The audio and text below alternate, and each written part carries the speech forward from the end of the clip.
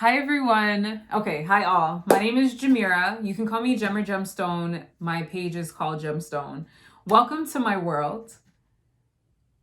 Welcome to my world. Don't know why I paused. Did. Anyway, I recorded this video. Okay, this video is going to be talking about Mercury retrograde. And I recorded this video and now I'm here. So that lets you know that the Mercury retrograde is still in full effect, even though it ended today. There is a shadow period for 2 weeks after the transit has shifted. So here we're going to talk about astrological things. Just pause for a moment on what I was saying because I'm creating context. Here we're going to talk about astrological things, but in a way so that everybody can understand. That means that I'm going to be explaining things and just creating an environment of understanding and something that we can build upon and create a wicked, cool world with many layers. Now, transits are when a planet moves from one position to another.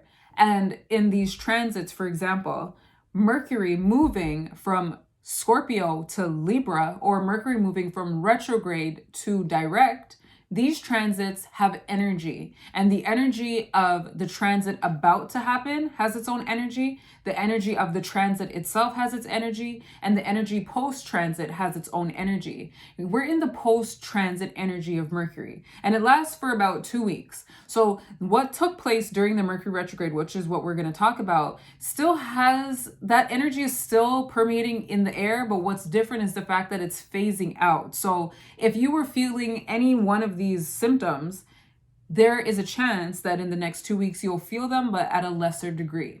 Now, here, I want to talk about astrology, okay? I want to talk about astrological events and relate it to our life because astrology is the language of the unseen energy that we all feel. And here, I want to talk about that. I want to talk about it. I've always wanted to talk about it, but now I feel brave enough to say, you know what? I'm doing this for myself. I'm going to talk about this for myself. And if you want to listen to it, oh my gosh, even better. But if not, that's okay. This is not the video for you. I created a podcast before called Throat Chakra where I was pandering and beating around the bush of talking about astrology and energy.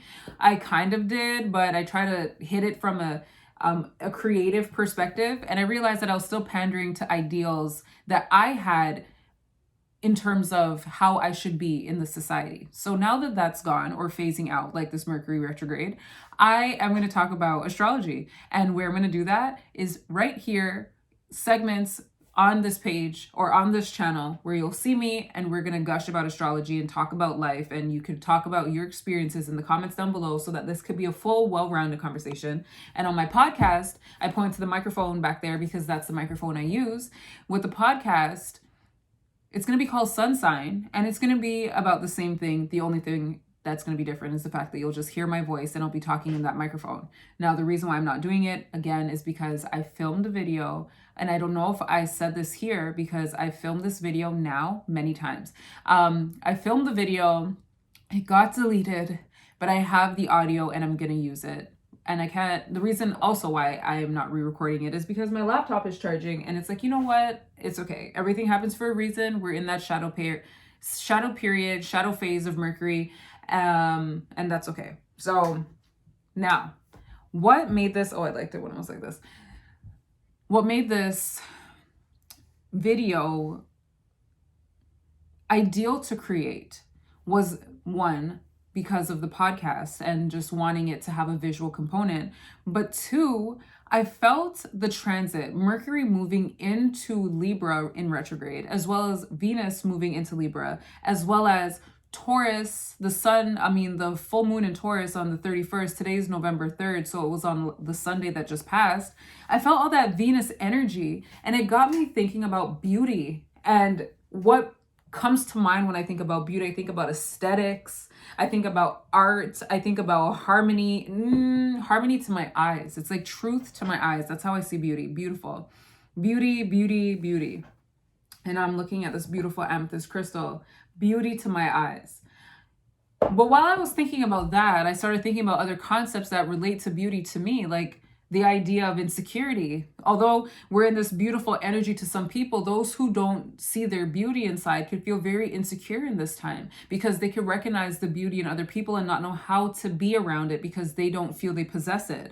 And in that, it sparked an understanding for me for those who feel jealous. I used to be one of those people where I felt jealous inside when people would say something about the beauty of someone else. And the reason why I felt it was because I didn't know that I was beautiful. So at that time, I felt like, oh my goodness, beauty was just this one thing that you can give to a person at a time. And if they're calling like my partner is calling that person beautiful, then they're taking my beauty away to call them beautiful. That's how I saw it, because I didn't know that I could produce it on my own. I didn't know that I could produce the understanding that I am beautiful and I can hold that and not feel arrogant about it. I can have that inside. And I realized that that is a form of toxicity, and it sprouts codependency because you need this other person to validate you. You need this other person to acknowledge you and make you feel worthy. And in that, I realized that for those who are codependent, there's a high chance that they are going to be jealous. And the definition of jealous that I'm going to use is fear of someone taking something that you have. So taking something that is yours. That whole definition could be dissected because really and truly, we are not even ours. We are energy to me. We are all the same energy manifested and expressed in the way that it's meant to be. So we're all different in our expression, but we're all the same in the fact that we all possess the same energy. But with that being said, and moving away from that tangent that I really want to walk down, but I'm going to move away from it, the idea that someone can take what you have and being jealous of it, it showed me that the person that's feeling that way feels that they're not beautiful, and they're looking at their partner as the carrier of beauty. And now if they were to call someone else beautiful, it's like, oh my gosh, like it makes the one that's feeling jealous question themselves, question their beauty, especially if the person, their partner, is calling someone beautiful that they can't relate to. Like they can't relate to. Maybe they are more beautiful than the jealous person, or this is from the jealous person's perspective. They're feeling like, oh my gosh, she's so much prettier than me, or he's so much more handsome than me, or cute than me.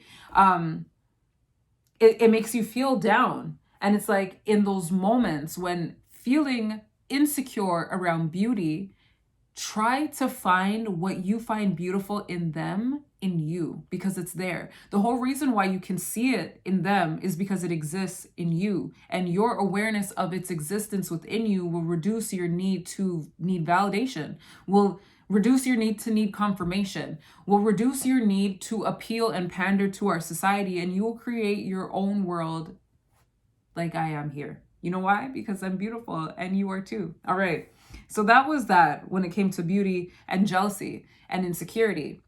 I also thought of materialism and and not so much materialism, although it's related, but consumerism. The idea that for centuries, people have used their beauty and their physical appeal to make money. And where that has gone, what Instagram looks like right now, because it's all about consumerism and materialism. Well, not let's say all, because there's some videos that are not like that, but the majority of videos are in that vein, and all built off of the concept of beauty, the beauty industry, and how it's built off of insecurity from people who feel, not all of them, because I know that makeup is an expression of oneself, and it can be, but it can also be a place to hide who you are because you don't realize that you're beautiful too, you know? I also thought of, what else do I think of when I think of beauty? I think of, to be honest, I'm going to leave it there in terms of the things that came to my mind. There was a list, but that was the point. The idea that beauty came to my mind, I wanted to talk about it, and it's like, where am I going to talk about it? Of course, I could talk to my best friend about it, but it's like, I'm going to talk to her about it as well, and talk to everybody else who wants to hear about it. And that way, again, we can have a conversation about it, because I appreciate perspective. I appreciate conversation. I love to hear people's opinions and what their view on life. I'd like to hear it.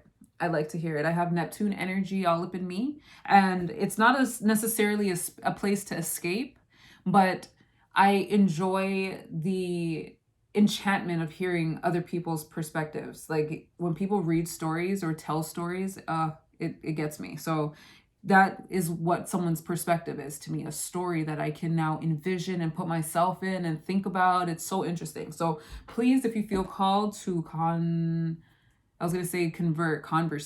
to converse in the comments down below, I would love it, and I will talk to you, and most likely someone else will talk, hopefully, and we could create a conversation.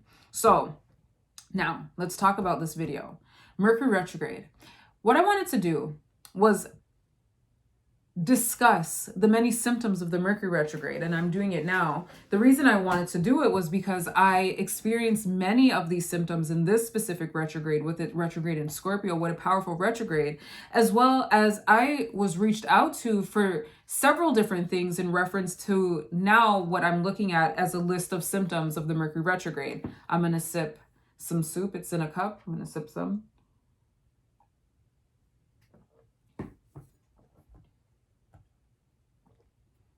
Wow. I'm gonna sip some more.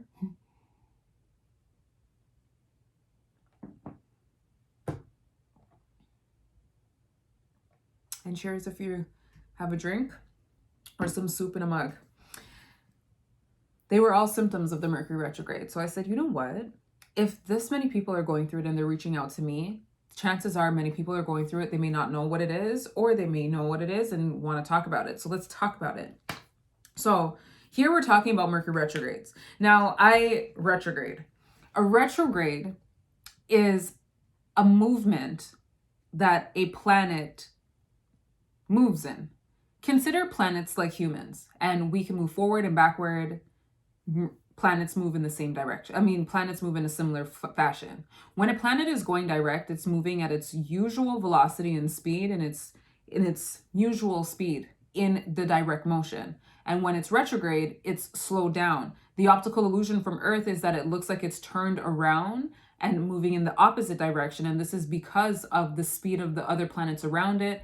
Similar to two trains in a train station, when one stops or is slowing down and the other is picking up momentum, the slower train looks like it's moving in the opposite direction. But really what's happening is it's just an optical illusion with speed. That's exactly what is taking place with the Mercury retrograde. Now, the reason why these things are important to talk about, or for me, important to talk about and relatable, is because like you and I, we have energy. Those planets also have energy, and they're all within our solar system, but depending how close they are, these energies can affect us differently. And just like how we will look at the weather, or some look at the weather to see what the weather is like so that they can bring an umbrella or a winter jacket, doing so emotionally, because this is where it's felt mainly in the heart space.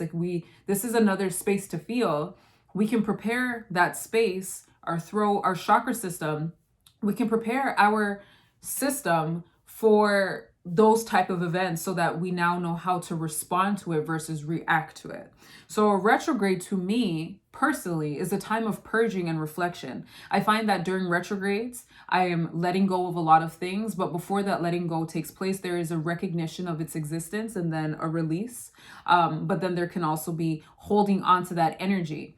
Now, talking about Mercury signifies communication, health, our daily, monthly, or weekly routine. So things that we do on a routine basis, short travel, what happens in our daily routine. So you have work, you have your friend group, or whoever you talk to, your work friends on a daily basis. Even your best friend would account for this routine. You would have walking to the fridge, so you eating, your exercise routine, your thinking process, what you say to yourself in your mind, what you say about others in your mind, what you say out of your mouth, what you think about aside from people, just what you think about, the things that you consume that feed that thought in your mind, the sharing of information. There's a plethora of what Mercury represents, but I'm going to keep it short and keep it there after I listed like 500 things.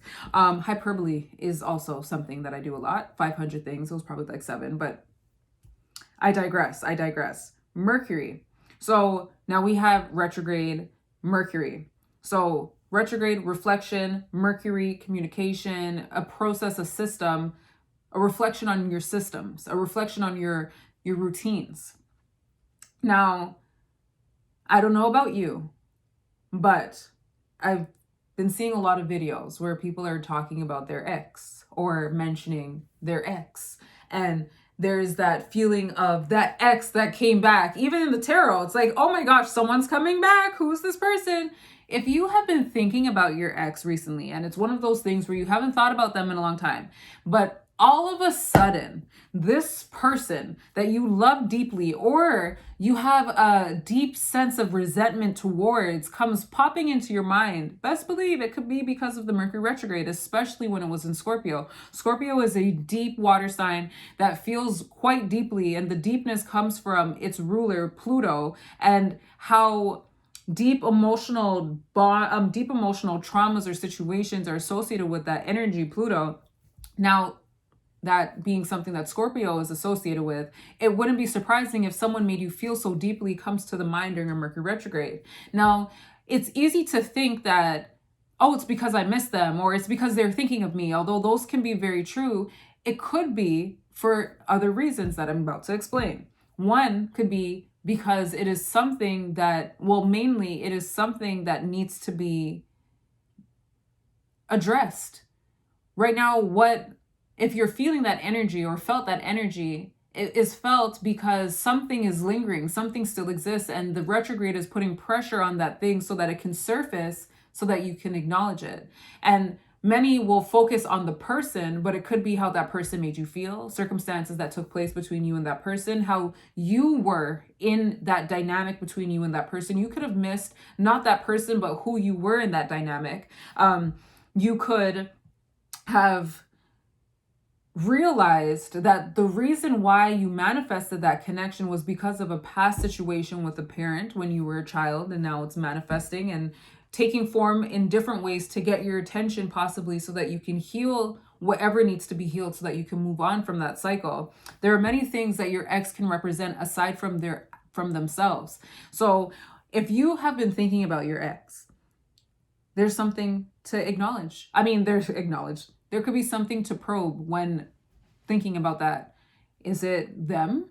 Is it how you were? Is it their mom that you miss? Is it who you were? Like I said, is it in the opposite sense where you're looking back at that person and it's like, oh my gosh, I was such an awful person back then when I was with them. And then now when the retrograde moved into Libra, there could have been a sense of thinking about people that you want to reconcile with, people that you're not harmonious with, and wanting to reconcile with them. Paired with Venus in Libra, there could have been that energy of, ooh, I shouldn't have said that, guilt forming, self-loathing forming because of the guilt, because of the shame, because of a situation maybe where you reacted as opposed to responded, or in reverse, where now you feel slighted and you feel like you deserve an apology, and now that retrograde is putting pressure on those feelings. So, more sip of soup.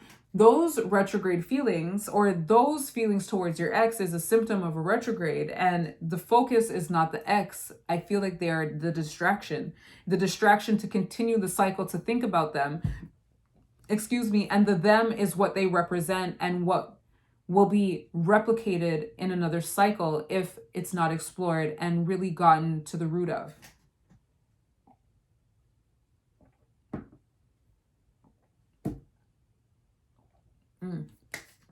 The next symptom is electrical issues.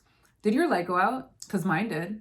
I am in a room right now where I have one light here and one light there. That light there is not on. During the Mercury retrograde, the light blew. And this is a symptom of Mercury retrogrades.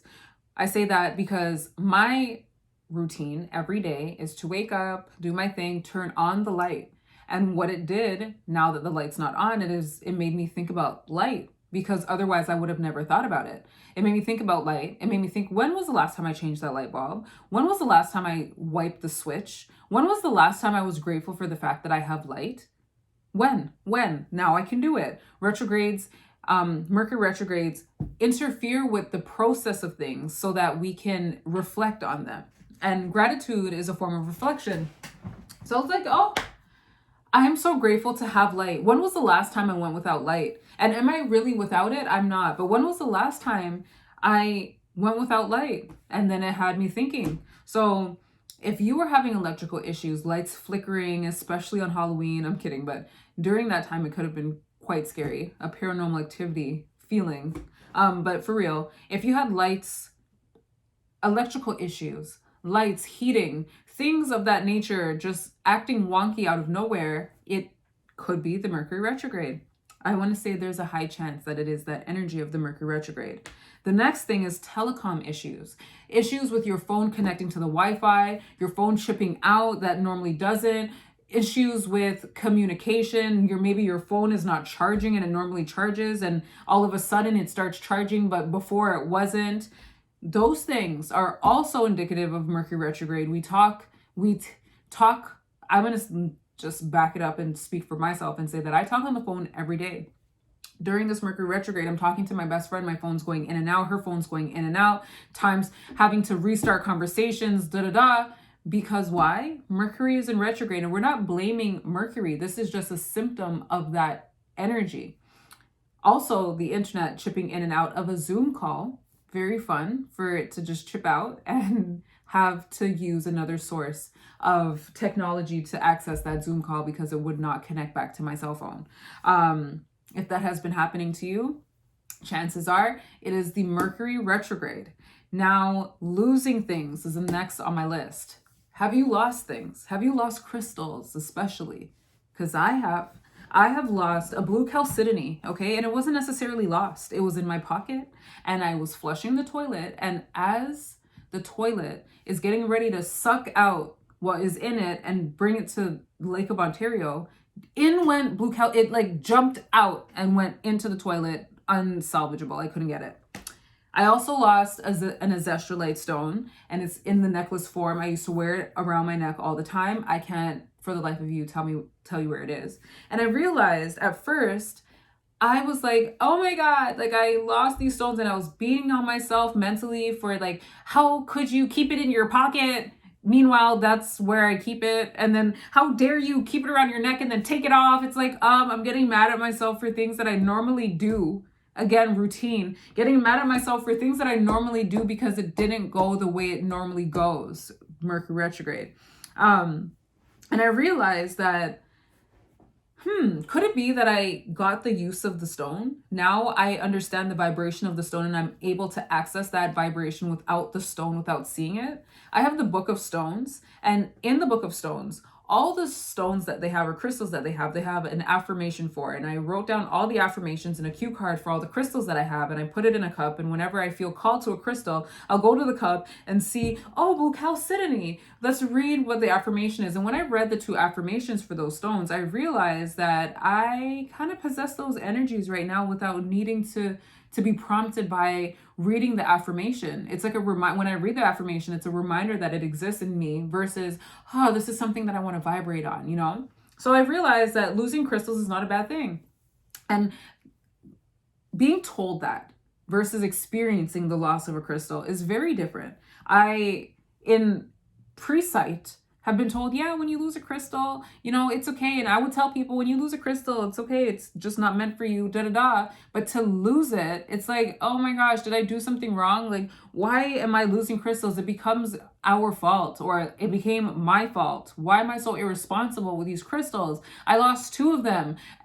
Out of how many crystals, out of how many times to lose them, I've lost 2 crystals and I'm beating on myself. And it's like, maybe it's because I received what it is that I meant to receive from the crystal. I got the point, or I now possess their vibration within me. Have you also had things die? In the realm of losing things, have you possibly lost a loved one? Because you're not really losing. These things we don't lose. They are transitioning and going to another place. The crystals, our loved ones,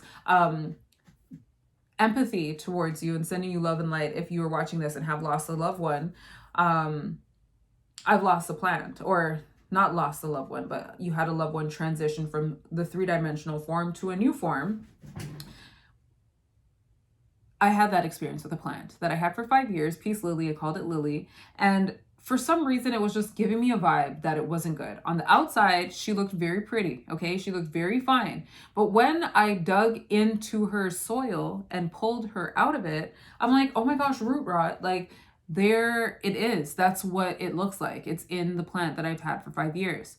And going through that experience of just taking that plant apart, because the way that a peace lily grows is it grows in a way kind of like ginger, where you can break off a piece or separate the piece and then replant it. So I thought, okay, let me do that, see if there's anything that I can keep, anything that I can keep living so that, you know, the plant can live on. Did that. I had 2 pieces that I was germinating, and 2 days ago I realized, no, they also are contaminated or infected with that same root rot, and I had to let it go.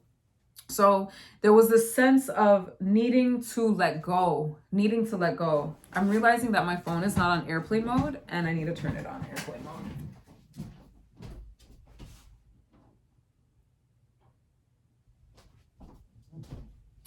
Or do not disturb. Needing to let go. So releasing Lily and those 2 crystals, I realized what I was releasing wasn't the crystal or the plant, but my attachment to those items, my attachment to them. My attachment, it was connected to my value. My value was rooted in being able to be a safe keeper of crystals, to be the caregiver of a plant. And now that the plant has root rot, it's now taking away my value because I made the plant get root rot in my head. And it's like, maybe this was meant to be. Maybe this was happening for a reason. This was a way to learn how to care for a peace lily. And this is the, you know, there's so many different, I don't want to say justifications, but there's so many different reasonings one can come to for why things happen. So if you lost any crystals, any loved ones, there's a reason. And that reason is for you to determine and for you to go through the process of finding, and gentleness during that time is really helpful. But that is a symptom of Mercury retrograde, especially if it is within your daily routine. Someone you see all the time, something you see all the time, you encounter all the time. Another sip of soup.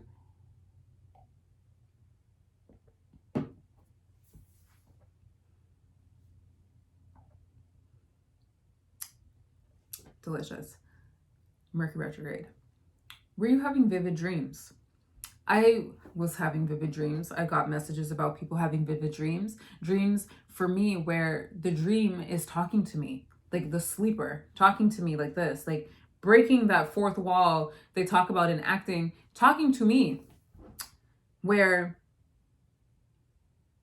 it felt like a message. Wrote it down when I woke up, and come to find out that it was a message. Part of what was in that dream is the reason why I'm also making this video, because it was a message in the dream.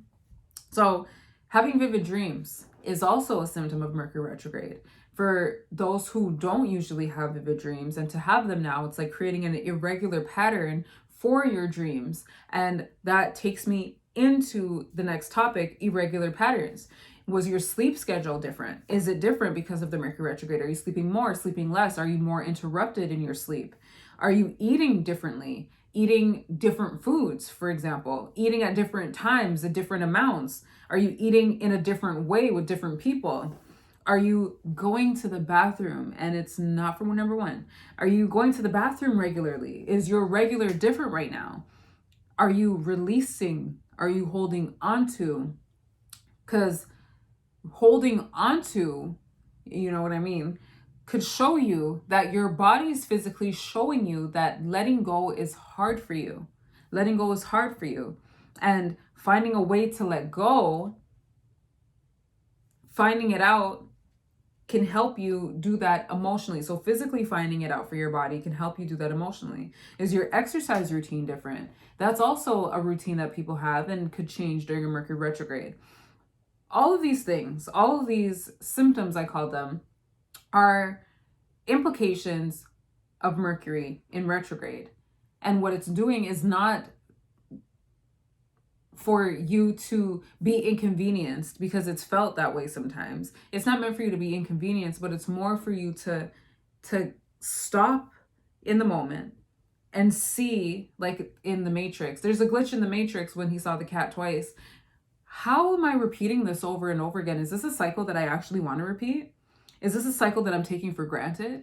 is this a cycle that is good for me and that I should like look at improving it in some way? There's so many different conclusions one can come to from reflecting and being introspective on daily things that we do on autopilot, because that's another thing about cycles and habits.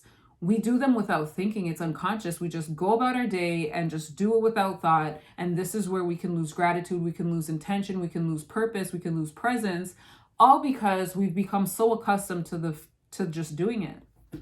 So Mercury retrogrades are good times for evaluating the things that are not moving the way that they usually move. And at that, I'm trying to think of anything else that I would like to say. And there is nothing else that I would like to say besides what I've said. Yeah, there's nothing else. So today, Mercury comes out of retrograde on November 3rd. This will be posted not then, or not on November 3rd, but on November 3rd, it came out of retrograde, or it's out of retrograde, and it will be a shadow period for about 2 weeks. And a week from today, so on November 13th, Mercury will move back into Scorpio. And those things that you had reflecting, so if you were reflecting on your ex, if you were reflecting on electrical issues, telecom issues, losing things, vivid dreams, irregular patterns, now you have a different way to approach those situations, because now that Mercury is direct, you might find that now that ex that you were thinking about is coming to talk to you. And now they want to be with you. But as you recognize and reflect on what it is that they represent, you might find that no, it's not because I want to be with you, but it's because I needed to heal this aspect of me that needed you, for example, that was attached to the idea of being together, etc., etc., etc. So these times are very helpful. I would love your input, first of all, on these type of videos, regardless of doing them, but I would like to know if these are things that you're interested in, because there's so much to talk about. When, just like beauty, we can talk about beauty, and there's so many different things that attach to that one concept that can create years and years of conversation. So yeah, if you like this type of video, the next time, have your cup of soup, all right? Have your cup of soup, and we can chit chat about astrology and life. Again, my name is Jamira. I go by Gem or Gemstone, and this is episode 1 of Sun Sign. Ooh, so exciting. And again, if you're listening to this on a podcast, that was my foot moving around.